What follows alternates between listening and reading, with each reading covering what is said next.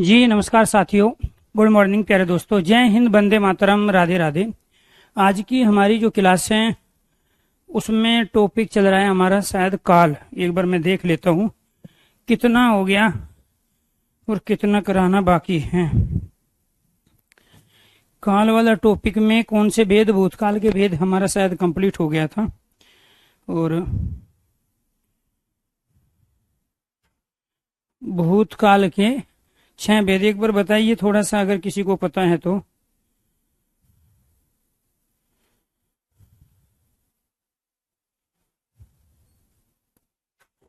भूतकाल के भेद, हिंदी की क्लास, वाच्य भी हो गया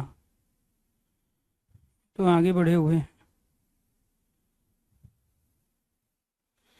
ये तो भूतकाल, भूतकाल के भेद हो गया था।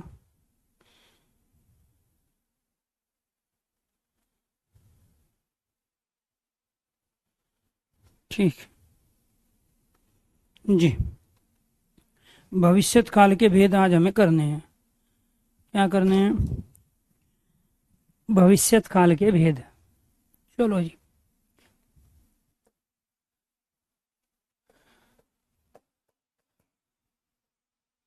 भविष्यत काल के भेद, 3 भेद होते हैं। भविष्यत काल के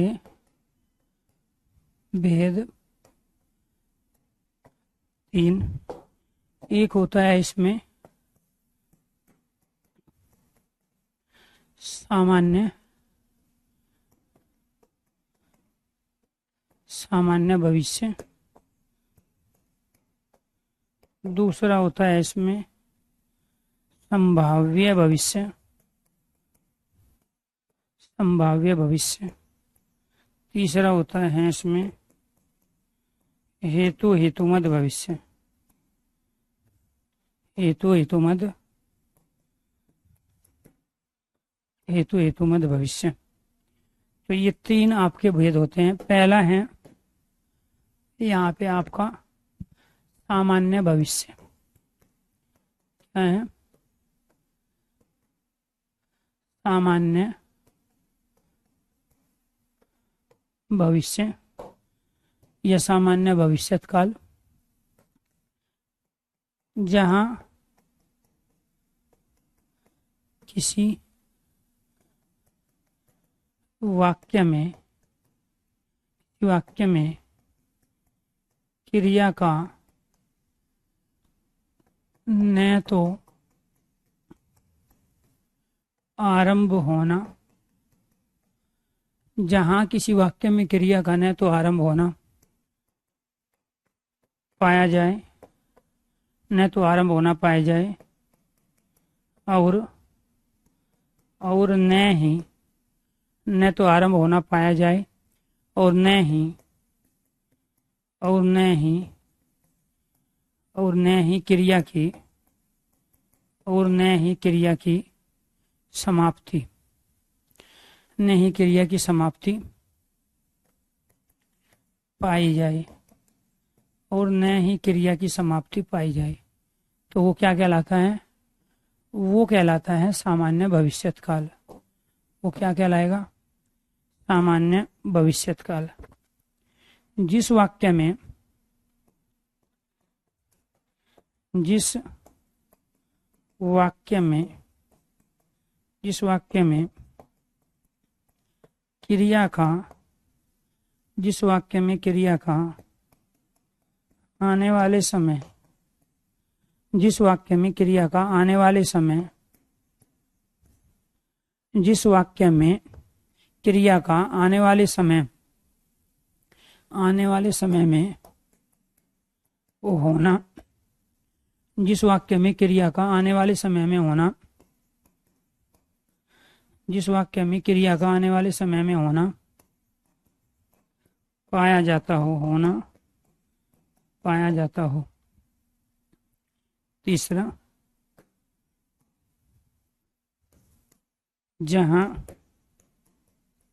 जहाँ क्रिया के बाद, जहाँ क्रिया के बाद गा गेगी, जहाँ क्रिया के बाद गा गेगी या क्रिया के बाद गा गेगी, ऊंगा ऊंगी या ऊंगा ऊंगे ऊंगी लगा हो, वो क्या कहलाते हैं? सामान्य भविष्यत काल की क्रिया। तो ये दोनों कंडीशन है। भविष्यत काल तो हम उसी को कहते हैं, ना तो कार्य आरंभ हो और ना कार्य की समाप्ति हो, अर्थात कार्य का आने वाले समय में होना पाया जाता है, वो भी सामान्य तरीके से। और क्रिया के अंत में क्या लगेगा? गा गे गी का प्रयोग। ये आपकी शॉर्ट ट्रिक है। ठीक है, तो जब गा गे गी होगा तो अपने आप ही क्रिया क्या होगी? आने वाले समय में होगी। कैसे होगी? जैसे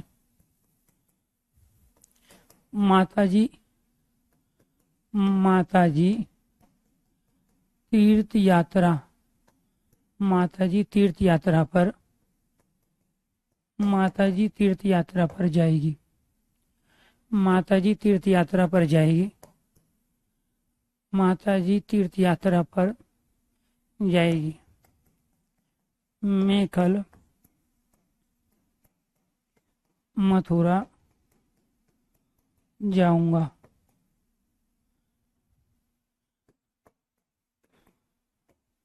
बच्चे घूमने जाएंगे। एनीथिंग, हम और भी बहुत सारे सेंटेंस प्रयोग कर सकते हैं, लेकिन बस हमें ये देखना है यहाँ पे गी का प्रयोग है, यहाँ पे गा का प्रयोग है और यहाँ पे गे का प्रयोग। या फिर आप ये भी कह सकते हो सर जी यहाँ पे ऊंगा लगा हुआ है। क्या लगा है? ऊंगा। जा मूल क्रिया होगी, ऊंगा, जाऊंगा।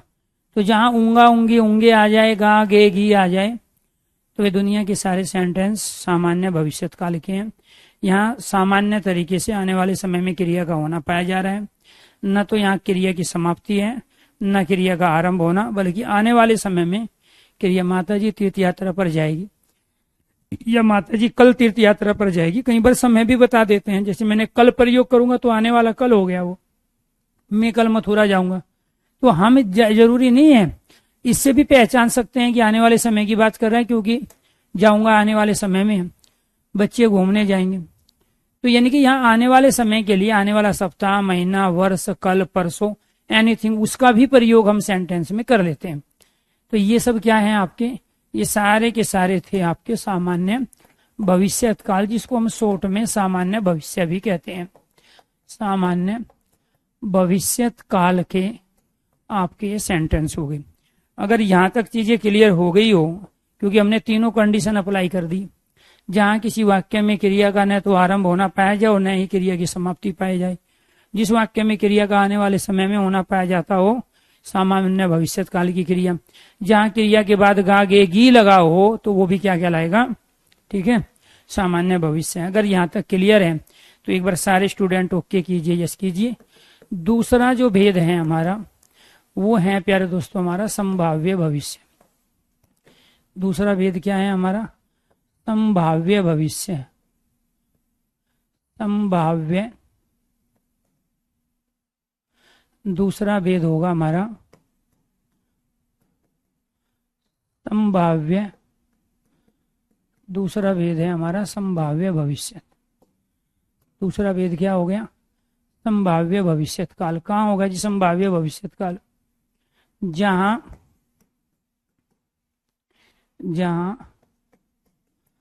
आने वाले समय, जहां आने वाले समय, जहां आने वाले समय अर्थात, जहां आने वाले समय अर्थात भविष्यत काल में, जहां आने वाले समय अर्थात भविष्यत काल में, जहां आने वाले समय, आने वाले समय अर्थात भविष्यत काल में, भविष्यत काल में, भविष्यत काल में क्रिया के, काल में क्रिया के, क्रिया के, जहाँ आने वाले समय अर्थात भविष्यत काल में क्रिया के होने की, क्रिया के होने की संभावना, क्रिया के होने की संभावना हो, वो क्या कहलाता है? संभाव्य भविष्य। जहाँ आने वाले समय अर्थात भविष्य काल में क्रिया के होने की संभावना हो, वो क्या कहलाएगा? संभाव्य भविष्य। वो क्या कहलाएगा? संभाव्य भविष्य। इसके बाद दूसरा क्या होगा? जहाँ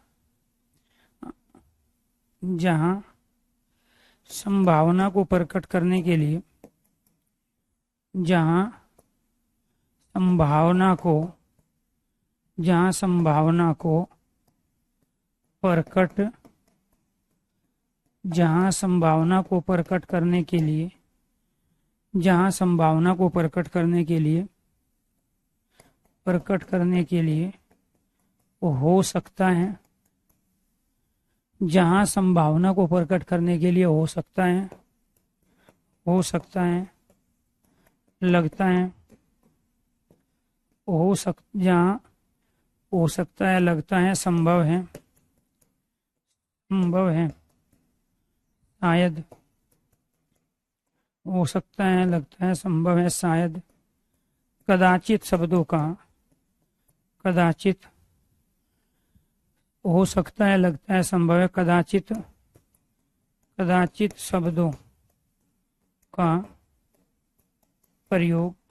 शब्दों का प्रयोग आने वाले समय में, कदाचित शब्दों का प्रयोग भविष्यत काल की क्रिया के साथ हो। शब्दों का प्रयोग भविष्य काल या भविष्यत काल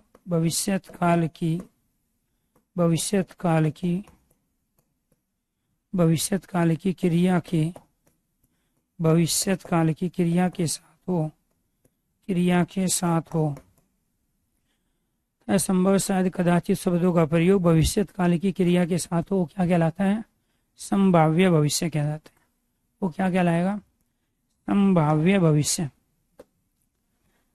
ठीक है, आगे बढ़ो जी। कैसे? शायद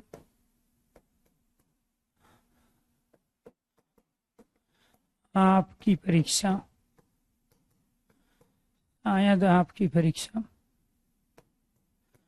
2024 में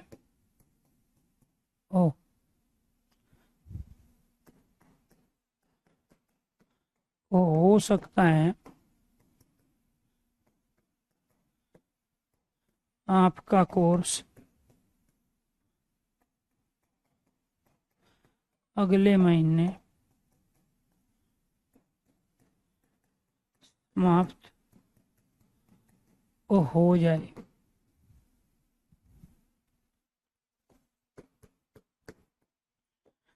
संभव है आज वर्षा होगी।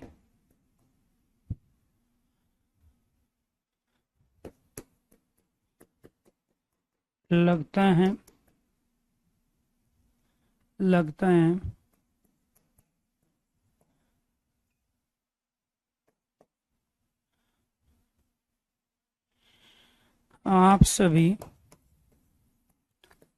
आप सभी एक वर्ष के अंदर सरकारी नौकरी ले लोगे।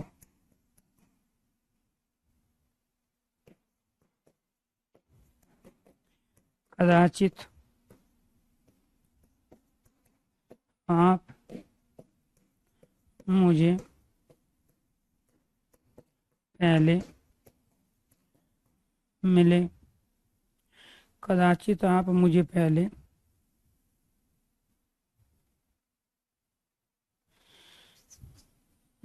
कदाचित आप मुझसे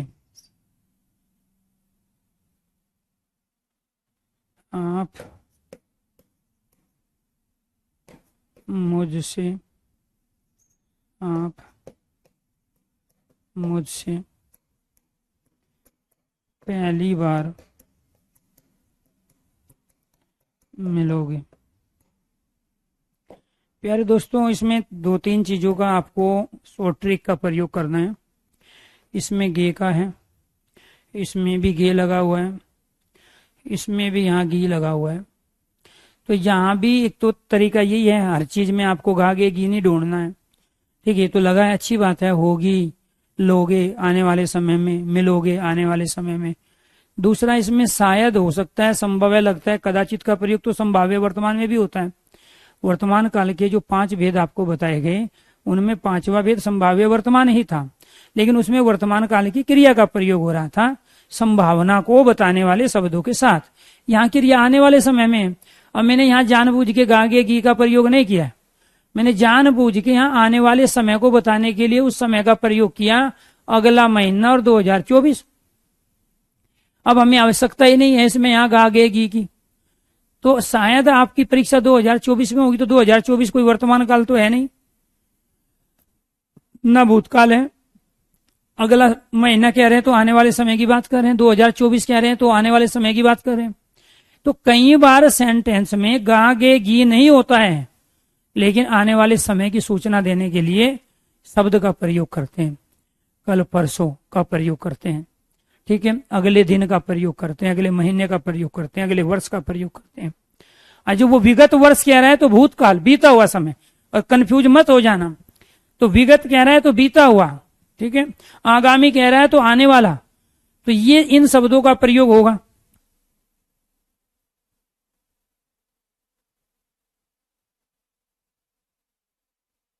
तो ये आपको ध्यान रखना है।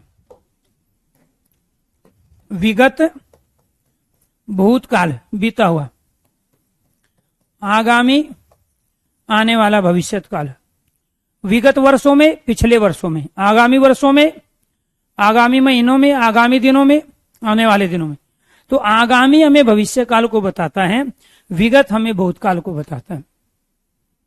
तो इन चीजों का ध्यान रखना है। जिस प्रकार यहाँ विगत का अर्थ बीता हुआ समय, आगामी आने वाला समय, ऐसे 2024 अगला महीना, अगला दिन, ठीक है, वो सब हमें, जैसे मैंने यहाँ कहा संभव है आज वर्षा होगी, तो आप ये कहोगे सर आज तो वर्तमान है। अरे आज में जो समय बचा हुआ है उसकी बात हो रही है। अगर मैं यही चीज 4 घंटे बाद कहूंगा तो 4 घंटे के बाद जो आज समय बचा है। अगर मैं रात को 11:50 पे क्लास ले रहा होता तो उस समय भी मैं कहता संभव है आज वर्षा हो, तो बचा हुआ जो 10 मिनट है उसमें वर्षा होने की बात हो रही है आने वाले समय में। बात समझ में आ रही मैं क्या कहना चाह रहा हूं? तो मैंने जो भी यहाँ एग्जाम्पल लेता हूं उससे अलग अलग डिफरेंट प्रकृति के जो प्रश्न बनते हैं लॉजिकली, उनके बारे में बता रहा हूं था। तो संभव है आज वर्षा होगी, एक तो यहाँ गा गे गी का प्रयोग है, और एक आज में जो समय बच गया। बहुत सारे बच्चे दिमाग यही लगाएंगे, आज तो वर्तमान काल है, ठीक है, कल तो भूतकाल में भी आता है, ठीक है। तो यहाँ हम आने वाले समय की ही बात कर रहे हैं, इसलिए इसमें संभावना को बताने के लिए शायद, हो सकता है, संभव है, लगता है और कदाचित का जो प्रयोग है ये हम यहाँ पे कर रहे हैं, ठीक है। ये आपको ध्यान रखना है, ठीक है। ये क्या है हमारा संभाव्य भविष्य, जहाँ आने वाले समय अर्थात भविष्य काल में क्रिया के होने की संभावना हो, जहाँ संभावना को प्रकट करने के लिए हो सकता है, लगता है, संभव है, शायद, कदाचित शब्दों का प्रयोग भविष्य काल की क्रिया के साथ हो, तो क्या कहलाता है? संभाव्य भविष्य कहलाता है। तो ये थे आपके प्यारे दोस्तों यहाँ सामान्य भविष्य काल, और ये था आपका संभाव्य भविष्य काल, ठीक है। संभाव्य का मतलब क्या होता है? संभाव्य का मतलब होता है जहाँ संभावना हो। संभाव्य का मतलब क्या होता है? जहाँ संभावना हो, वो क्या कहलाता है? संभाव्य भविष्य, ठीक है जी। इसके बाद तीसरा क्या है आपका? हेतु हेतु मद भविष्य। हेतु हेतु मद भविष्यत काल। हेतु हेतु मद भविष्यत काल। हेतु हेतु मद भविष्यत काल क्या है? जहाँ आने वाले समय में कार्य हो। हेतु हेतु मद भविष्यत काल, जहाँ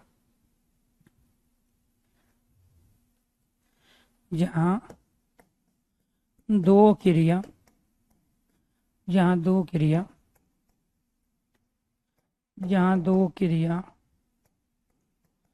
परस्पर निर्भर हो और दोनों ही और दोनों ही और दोनों ही जहाँ दो क्रिया परस्पर निर्भर हो और दोनों ही भविष्यत काल की हो। जहाँ दो क्रिया परस्पर निर्भर हो और दोनों ही भविष्यत काल की हो। मिश्र वाक्य के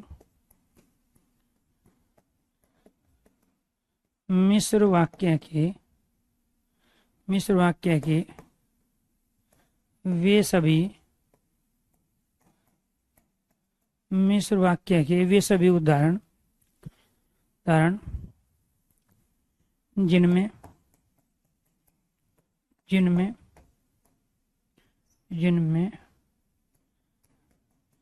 दोनों क्रिया मिश्र वाक्य के वे सभी उदाहरण जिनमें दोनों क्रिया भविष्यत काल की हो। जिनमें दोनों क्रिया भविष्यत काल की हो।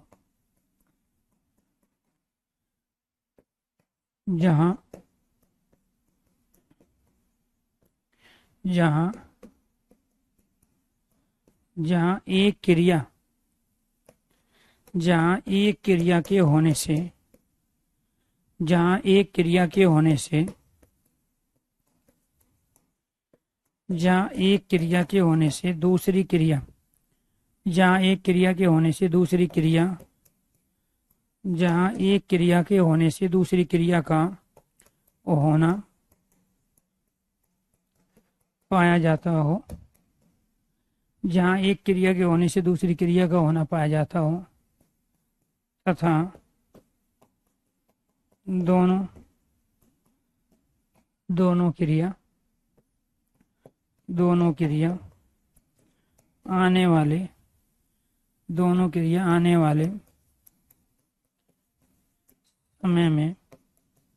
दोनों क्रिया आने वाले समय में हो। एक हेतु भूतकाल भी होता है, उसमें क्रिया भूतकाल की होती है, वो भी मिश्र वाक्य के उदाहरण होते हैं, लेकिन उनमें दोनों क्रिया किसकी होगी? भूतकाल की होगी। कैसे? यहाँ पे देखिए,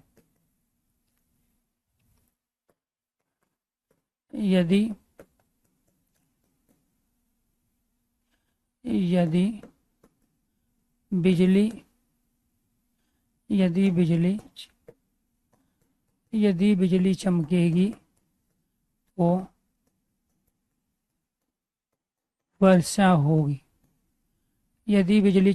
तो वर्षा होगी। यदि बिजली चमकेगी तो वर्षा होगी।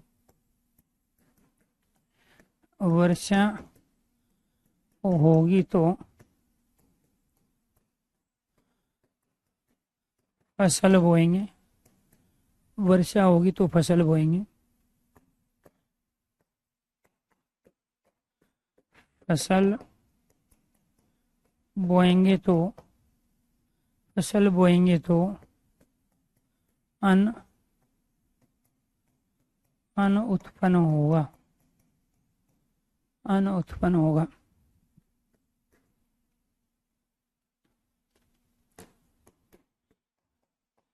परिश्रम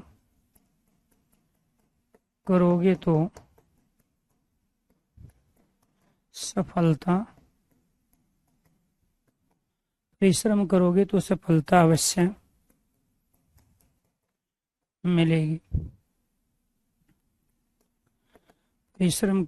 सफलता अवश्य मिलेगी। यदि व्यायाम करोगे तो शरीर पुष्ट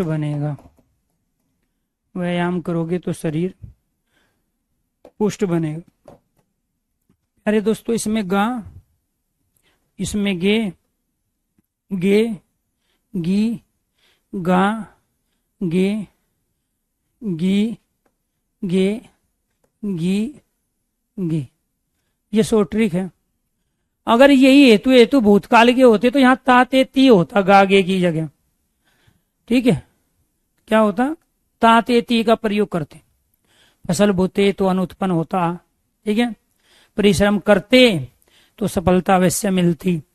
तो यहाँ गा गे के स्थान पे ध्यान रखना, ये सारे के सारे आपके किसके उदाहरण है, ये आपके मिश्र वाक्य के भी उदाहरण है।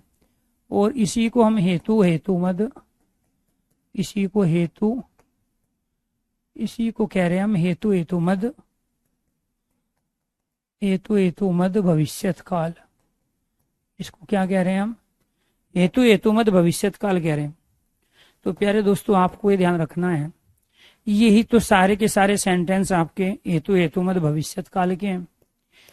यही सारे के सारे सेंटेंस आपके मिश्र वाक्य के हैं।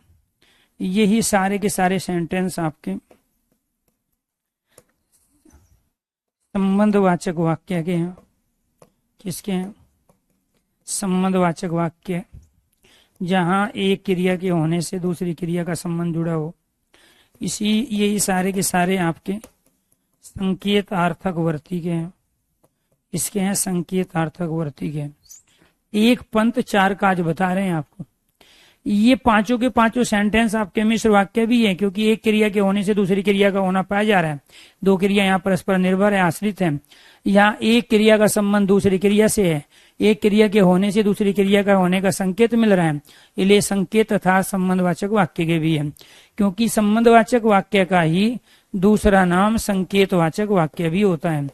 इसी को हम क्या कहते हैं, जो अर्थ के आधार पर वाक्य के 8 भेद नहीं है, तो इसी को हम क्या कहेंगे, संकेतवाचक वाक्य। और जो रचना के आधार पे 3 प्रकार के वाक्य होते हैं, सरल, मिश्र, संयुक्त, तो ये मिश्र में भी गया। अर्थ के आधार पे वाक्य के 8 भेद में से संबंधवाचक संकेतवाचक के अंदर गया।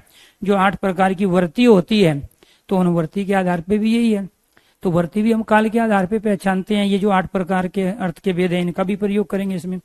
तो एक पंथ चार काज, हेतु हेतु भविष्यत भी है, संकेतार्थक वर्ती भी है, संकेतवाचक वाक्य भी है, और मिश्र वाक्य के भी ये उदाहरण है। अंतर क्या है, हेतु हेतु मद भविष्य को जब भूतकाल में बदलवाएगा तो आप गा गे गी के स्थान पे ता ते ती का प्रयोग करेंगे। यहाँ तो हम किसका प्रयोग कर रहे हैं, गा गे गी का प्रयोग। और इसको भूतकाल में बदलवाएगा तो क्या करेंगे, ता ती ते का प्रयोग। यदि व्यायाम करते तो शरीर पुष्ट बनता, करते ते आ गया, करता। परिश्रम करते तो सफलता अवश्य मिलती, तो ती और ते का प्रयोग बदल गया आपका भविष्य। हेतु हेतु भूतकाल में, फसल बोते तो अनुत्पन्न होता, भूतकाल में बदल गया। तो यहाँ पे आपस में चेंज करने को भी आएगा, तो ये आपको ध्यान रखना है। तो भूतकाल के 6 भेदों में एक छठा भेद क्या पढ़ाए थे आपको, हेतु हेतु भूतकाल, दोनों में अंतर क्या है। वहां पे भी मिश्र वाक्य होंगे, वहां पे भी 2 क्रिया होगी, वहां पे भी दोनों क्रिया एक दूसरे पे डिपेंड होगी, निर्भर होगी। एक क्रिया के होने से दूसरी क्रिया का संकेत मिलेगा, लेकिन वे क्रिया दोनों बीते हुए समय में होगी, और यहाँ क्रिया दोनों आने वाले समय में होगी। यदि बिजली चमकेगी कब, आने वाले समय में, तो वर्षा कब होगी, आने वाले समय में। वर्षा होगी कब, आने वाले समय में। तो फसल बोएंगे कब, आने वाले समय में। ये आपको ध्यान रखना। तो जहां 2 क्रिया परस्पर निर्भर हो और दोनों भविष्यत काल की हो। मिश्र वाक्य के सभी उदाहरण जिनमें दोनों क्रिया भविष्यत काल की हो, जहां एक क्रिया के होने से दूसरी क्रिया का होना पाया जाता हो, तथा दोनों क्रिया आने वाले समय में हो। तो आने वाला समय भविष्यत काल, मिश्र वाक्य हेतु हेतु भविष्य। क्लियर। अगर यहाँ तक चीजें आपकी समझ में आ गई है तो एक बार सारे स्टूडेंट ओके कीजिए, यस कीजिए। और आपने अभी प्यारे दोस्तों जो टॉपिक पढ़े हैं वो काल वाला टॉपिक कर लिया कंप्लीट। अब इस तरीके से हम इस ग्रुप को कंप्लीट करने की ओर बढ़ रहे हैं। और इस ग्रुप के अंदर जो हमने लिए थे, एक तो सबसे पहले हमने वाक्य वाला टॉपिक कंप्लीट कर लिया, दूसरा हमने यहाँ वाच्य वाला टॉपिक कंप्लीट किया है, और तीसरा हमने यहाँ आज काल वाला टॉपिक कंप्लीट किया है। चौथा जो पढ़ेंगे वो वर्ती के बारे में पढ़ेंगे, ठीक है। और 5वां जो पढ़ेंगे हम पक्ष के बारे में पढ़ेंगे। किसके बारे में, पक्ष। तो यहाँ वाक्य के जब भेद की बारी आती है, वाक्य के 2 भेद थे, वाच्य के 3 भेद थे, काल के वर्तमान भूत भविष्य 3 भेद हैं, वर्ती 8 प्रकार की होती है, पक्ष 7 प्रकार के होते हैं। तो अब हमें ये और पढ़ना है, तब जाके ये ग्रुप हमारा हो जाएगा कंप्लीट। क्लियर। तो यहाँ तक हमने कंप्लीट कर लिया, ये सारे डिपेंड थे एक दूसरे। अब जो आपने वाक्य पढ़ा, अर्थ के आधार पे वाक्य के 8 भेद, जो आपने काल पढ़ा, तो ये काल, ये पक्ष तो काल पे डिपेंड है। ये जो पक्ष है ना, ये पक्ष जो है ये काल पे डिपेंड है, और जो ये वर्ती है ये आपका वाक्य पे डिपेंड है। तो बिना इनके आपस में हम इनको कर ही नहीं सकते थे। ठीक है, तो अगर किसी का कोई भी डाउट है किसी भी तरह का, तो आप अपना डाउट पूछ सकते हैं। इसके बाद में मैं खोज लेता हूँ वर्ती को, और उस वर्ती को करते हैं। ऑनलाइन एग्जाम खासकर जब से हो रहे हैं, तब ऐसा कभी नहीं हुआ कि आपसे वर्ती और पक्ष के क्वेश्चन ना पूछे गए हो। ठीक है, ये आपको ध्यान रखना है। वर्ती और पक्ष हमेशा बार बार प्यारे दोस्तों पूछा जा रहा है। मैं वर्ती और पक्ष को दोबारा से पीडीएफ लगा लेता हूँ, इससे बढ़िया तो ये हो जाएगा।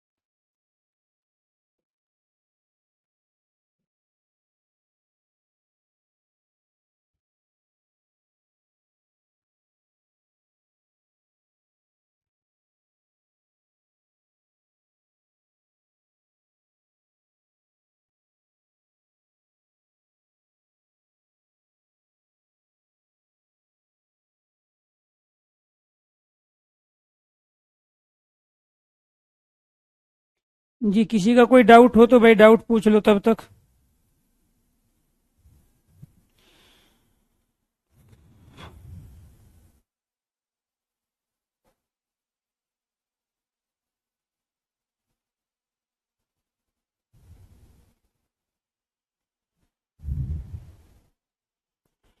कोई दिक्कत है यहाँ तक किसी को? वाक्य वाच्य काल में कोई भी अगर डाउट है, पीडीएफ ढूंढ लेता हूँ।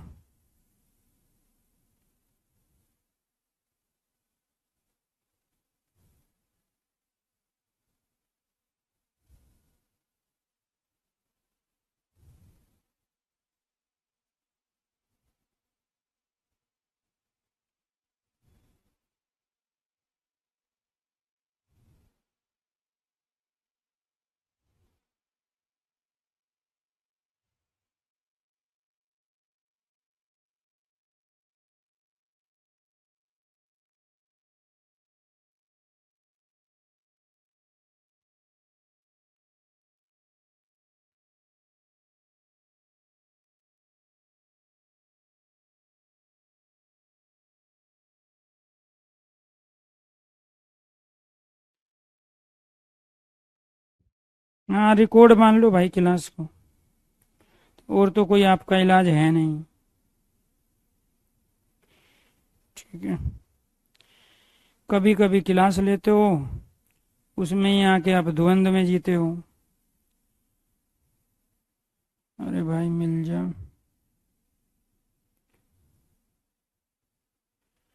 मैं सोच रहा था कि नई पीडीएफ से करा दो।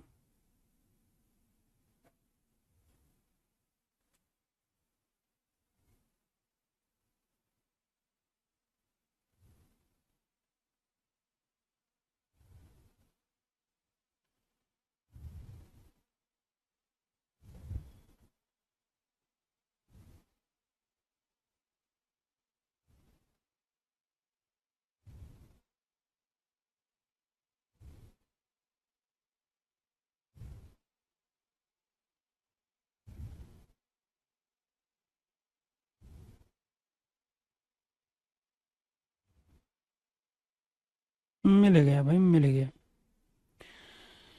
मिल गया जी। चलो, वॉइस नहीं आ रही है? वॉइस तो ठीक है, मैं बोल ही नहीं रहा हूँ।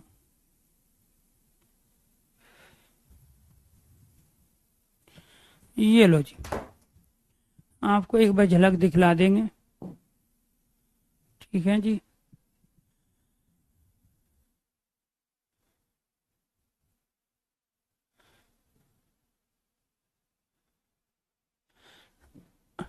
ठीक,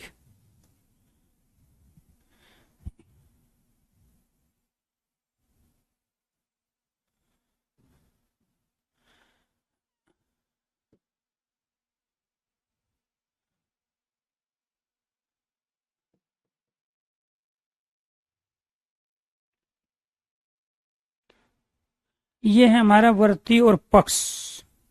क्लियर? ये तो क्वेश्चन क्वेश्चन है जी।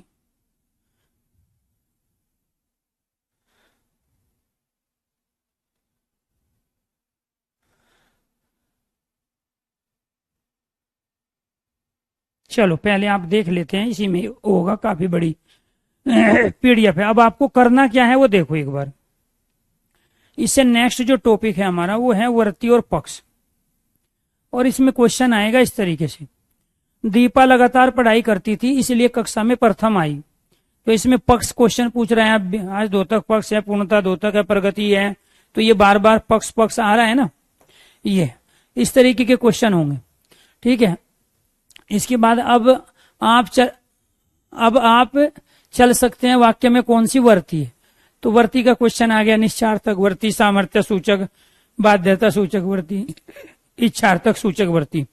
ठीक है। इसके बाद में यदि सारा सामान मिल गया तो भोजन अच्छा बनेगा। तो ये क्या है, संभावनात्मक है, संदेह है, संकेतार्थक वर्ती है या निश्चार्थक। तो जो भी आपने अर्थ के आधार पे वाक्य के 8 भेद पढ़े हैं, सेम उसी के आधार पे 8 प्रकार की वर्ती होती है। ठीक है। दूसरी चीज आपको ध्यान रखना है, पक्ष जो काल आपने पढ़ा है उन काल के आधार पे ही हम यहाँ पक्ष को लेके चलेंगे। ये सारे प्रीवियस क्वेश्चन पेपर में अलग अलग जो पेपर हुए हैं पिछली कुछ भर्तियों में, सारे के सारे वे क्वेश्चंस हैं जो हम यहाँ पे प्रैक्टिस करेंगे। लेकिन पहले हम कॉन्सेप्ट की क्लियरिटी करेंगे। पहले क्या करेंगे, कॉन्सेप्ट की क्लियरिटी। तो ये तो थे आपके क्वेश्चंस। ठीक है जी। इससे हमारा काम चलेगा नहीं, इसलिए हम निकाल लेते हैं पहले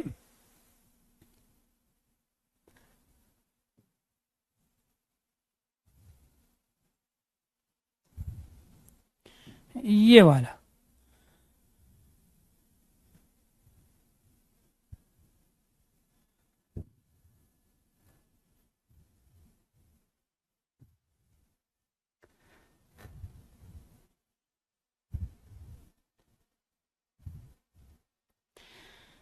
टॉपिक तो कल ही पूरा हो पाएगा, लेकिन एक बार थोड़ा सा आपको बता दे बेसिक चीजें जो आपके क्लियर हो जाए।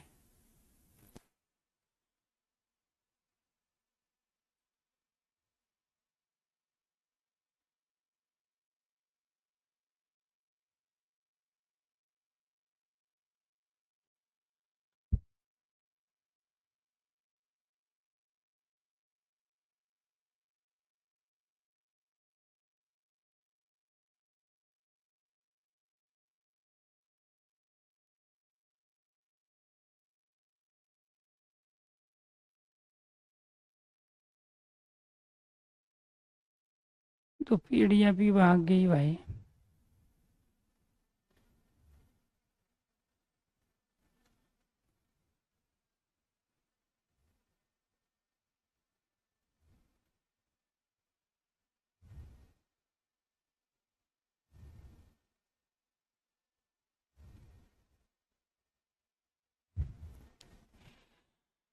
इतने ऊपर तो नहीं थी।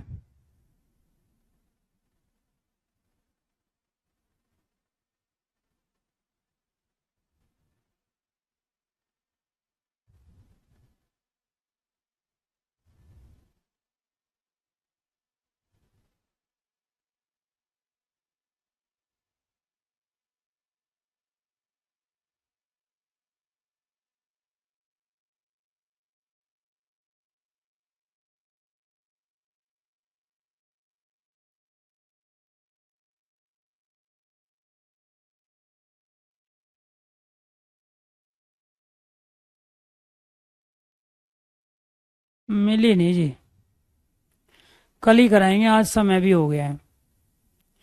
मैं सोच रहा था थोड़ा होमवर्क दे देता आपको, ताकि आप अर्थ के आधार पे वाक्य के 8 भेद पढ़ लेते इनको देख के।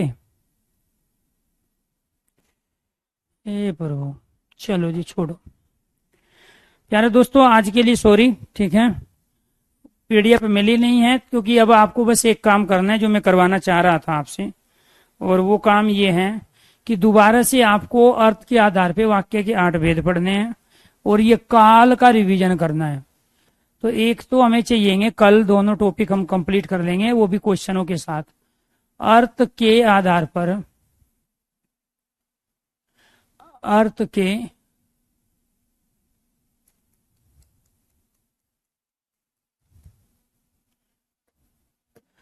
अर्थ के आधार पर वाक्य के भेद, ये हमें चाहिए वर्ती में। और दूसरा जो है, हमें काल का रिवीजन करना है। काल चाहिएगा हमें पक्ष के लिए, और ये टॉपिक चाहिएगा हमें ये 8 भेद वर्ती के लिए। अगर ये चीजें क्लियर हैं, फिर फटाफट क्लियर हो जाएगा कल वाली क्लास में। आज के लिए इतना ही। सभी दोस्तों को नमस्कार, धन्यवाद। ठीक।